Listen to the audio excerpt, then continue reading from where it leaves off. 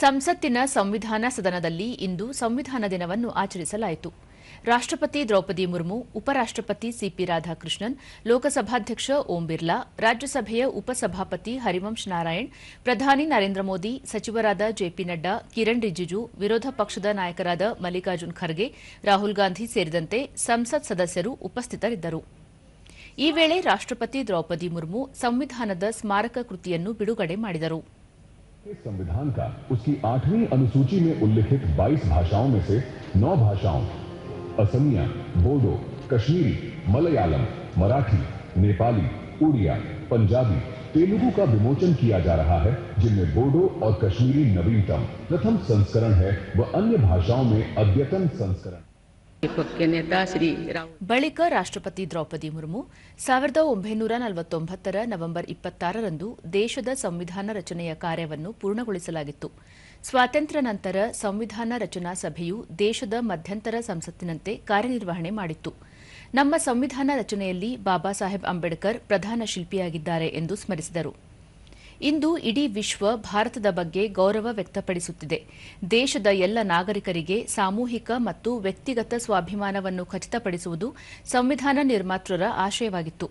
ಪರಿಣಾಮವಾಗಿ ನಮ್ಮ ಸಂವಿಧಾನದಲ್ಲಿ ಸಾಮಾಜಿಕ ನ್ಯಾಯಕ್ಕೆ ಪ್ರಾಥಮಿಕ ಆದ್ಯತೆ ನೀಡಲಾಗಿದೆ ಎಂದು ಹೇಳಿದರು. ಸಂವಿಧಾನ ನಮ್ಮ ರಾಷ್ಟ್ರೀಯ ಅಸ್ಮಿತೆಯ ಮೂಲಾಧಾರವಾಗಿದೆ. ದೇಶವನ್ನು ಮುನ್ನಡೆಸುವಲ್ಲಿ ಮತ್ತು ರಾಷ್ಟ್ರೀಯ ದೃಷ್ಟಿಕೋನದೊಂದಿಗೆ ಗುಲಾಮಗಿರಿ ಮಾನಸಿಕತೆಯನ್ನು ದೂರ ಮಾಡುವಲ್ಲಿ ಮಾರ್ಗದರ್ಶನ ನೀಡುತ್ತಿದೆ. ಜನರ ಆಶೋತ್ತರಗಳನ್ನು ಅಭಿವ್ಯಕ್ತಿಸಲು ಪರಿಣಾಮಕಾರಿ ಚೌಕಟ್ಟನ್ನು ಒದಗಿಸುತ್ತದೆ ಎಂದು ಹೇಳಿದರು. भीमराव अंबेडकर हमारे संविधान के प्रमुख निर्माताओं में से थे. बाबा साहेब की 125वीं जयंती के वर्ष में यानी सन 2015 में 24 नवंबर को प्रतिवर्ष संविधान दिवस के रूप में मनाने का निर्णय लिया गया और निर्णय अत्यंत सार्थक सिद्ध हुआ है. आज के दिन पूरा देश भारतीय लोकतंत्र के आधार हमारे संविधान के प्रति तथा उसके निर्माताओं के प्रति आदर व्यक्त करता है. ಉಪರಾಷ್ಟ್ರಪತಿ ಸಿಪಿ ರಾಧಾಕೃಷ್ಣನ್ ಸ್ವಾತಂತ್ರ್ಯಕ್ಕಾಗಿ ಹೋರಾಡಿದ ದೇಶವಾಸಿಗಳ ಸಾಮೂಹಿಕ ತ್ಯಾಗ ಮತ್ತು ಕನಸುಗಳನ್ನು ನಮ್ಮ ಸಂವಿಧಾನ ಒಳಗೊಂಡಿದೆ. ಕೋಟ್ಯಂತರ ಭಾರತೀಯರ ಭರವಸೆಗಳು ಮತ್ತು ಮಹತ್ವಾಕಾಂಕ್ಷೆಗಳನ್ನು ಸಾಕಾರಗೊಳಿಸುವಲ್ಲಿ ಸಂವಿಧಾನ ರಚನಾ ಸಭೆಯ ಎಲ್ಲ ಮಹನೀಯರು ಅತ್ಯುತ್ತಮ ಚಿಂತನೆಗಳ ಮೂಲಕ ಕೊಡುಗೆ ನೀಡಿದ್ದಾರೆ.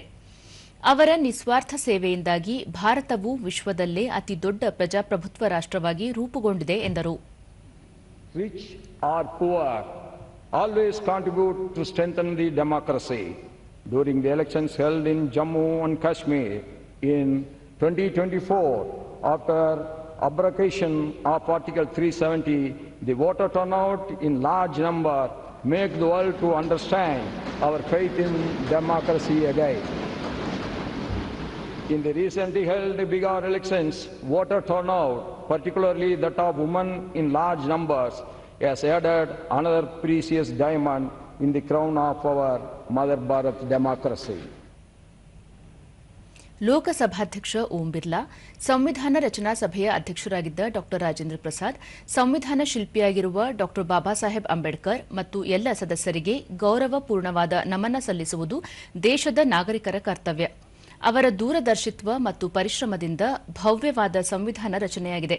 ನಮ್ಮ ಸಂವಿಧಾನ ದೇಶದ ಎಲ್ಲ ನಾಗರಿಕರಿಗೆ ನ್ಯಾಯ, ಸಮಾನತೆ, ಭ್ರಾತೃತ್ವ, ಗೌರವ ಮತ್ತು ಘನತೆಯನ್ನು ಖಚಿತಪಡಿಸುತ್ತದೆ.